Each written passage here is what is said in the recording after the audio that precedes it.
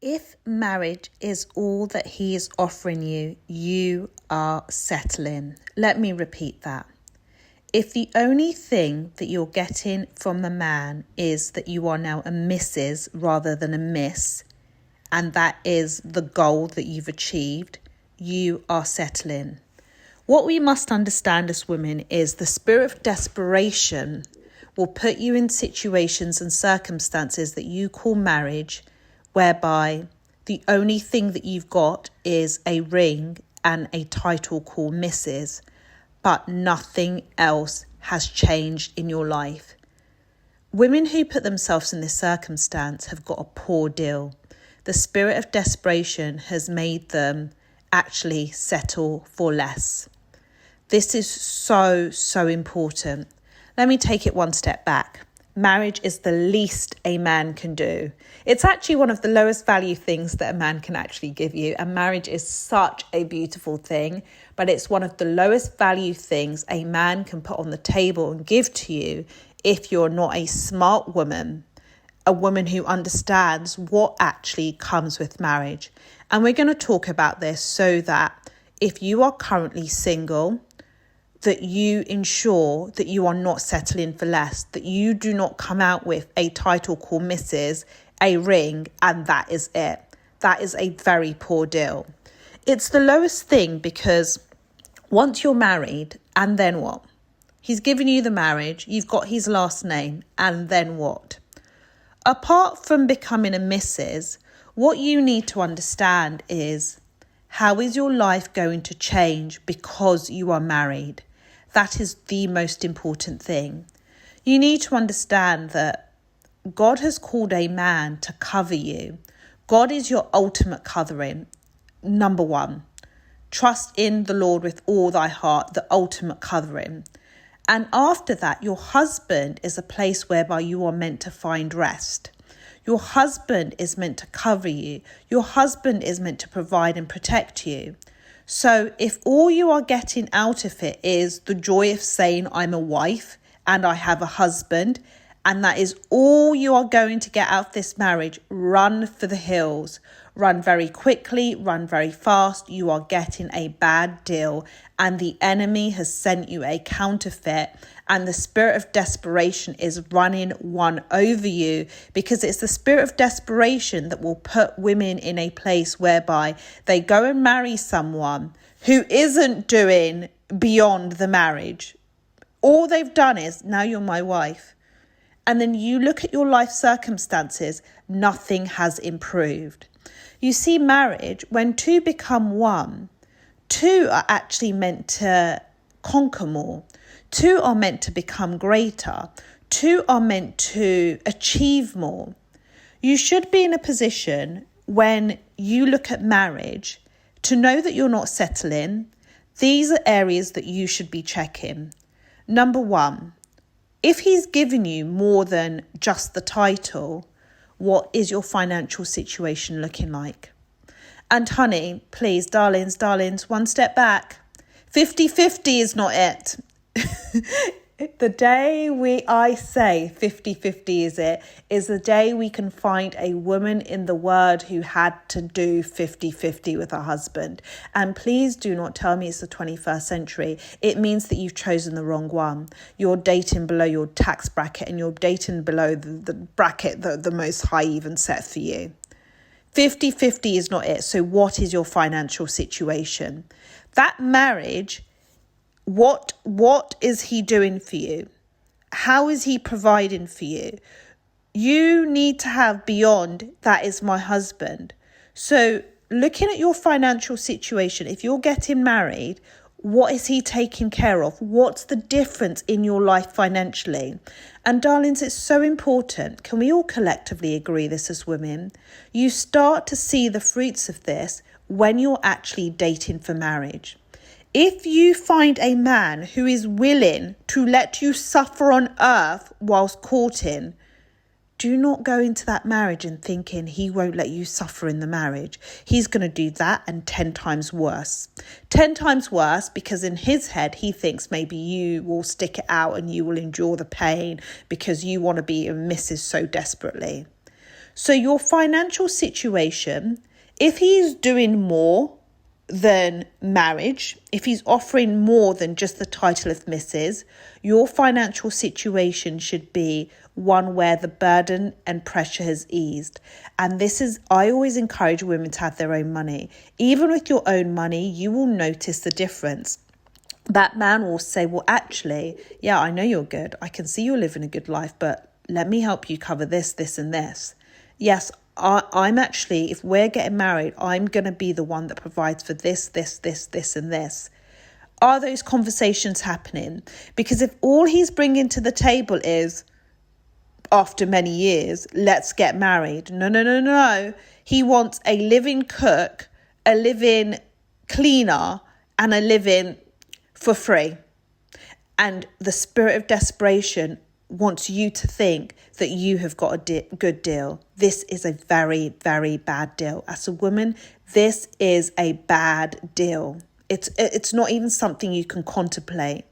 And by the way, this is why I encourage you to spend time with the Most High in the Word, because when you spend time with the Most High in the Word, there is no way this is actually going to be a legitimate option for you, because you know on earth your Father is not going to send you a man who isn't going to provide and look after you. Secondly, if he is just offering marriage and nothing else, what that means is you will not be at peace.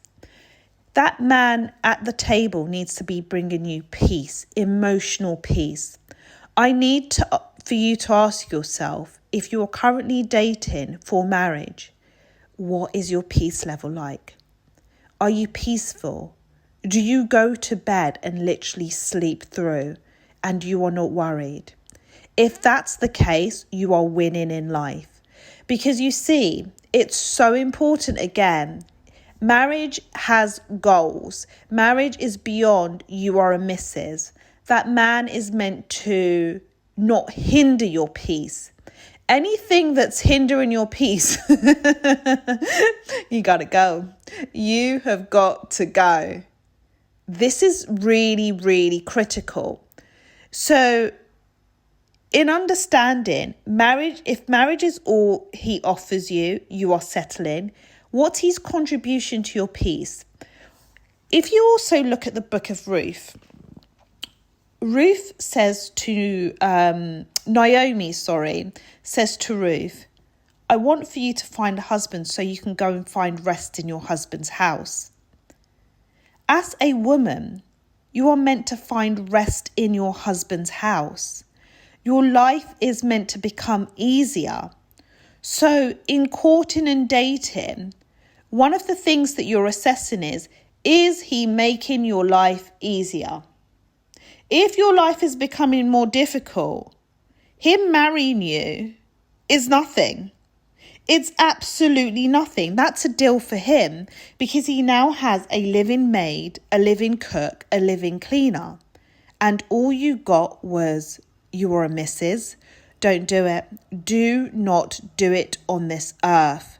Again, the spirit of desperation, the spirit of actual abandonment, the spirit of rejection. There's so many spirits that come into women who think that this is okay, who will proudly say, I'm a wife, I'm a wife, I'm a wife, glorifying and idolizing marriage so much to their detriment when they haven't won anything, when their lives aren't easier, when they're not in a better off financial position.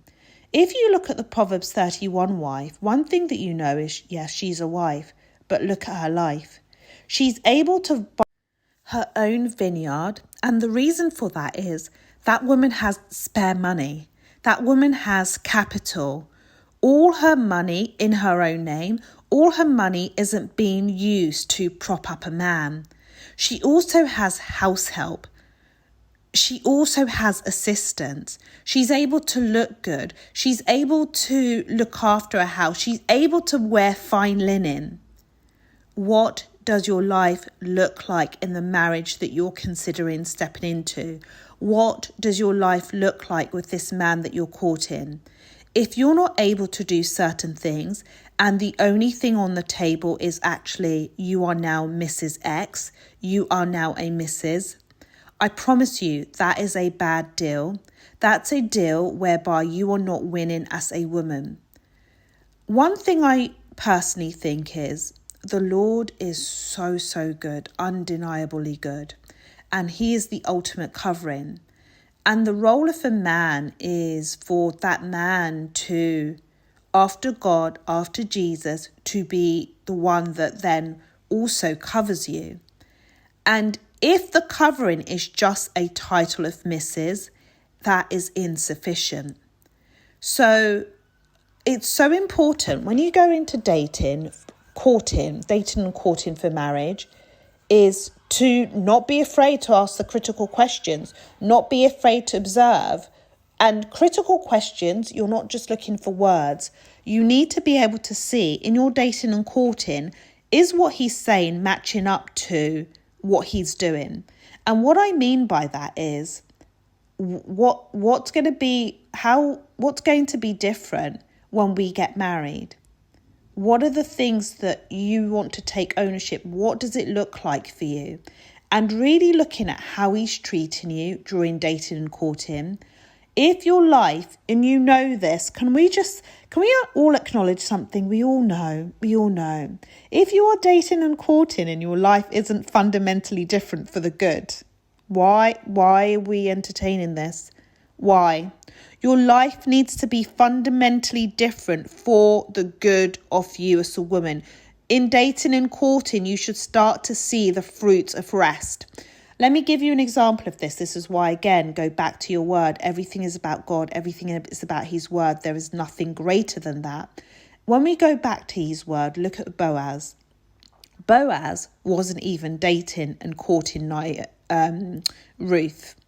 But there are clear examples when he wanted to make her life easier. He said to his men in the field, go ahead of her, make the sheaves easier. He also gave her the barley at the threshing floor. There are certain things, I think there are 3 examples where he did certain things to make her life easier.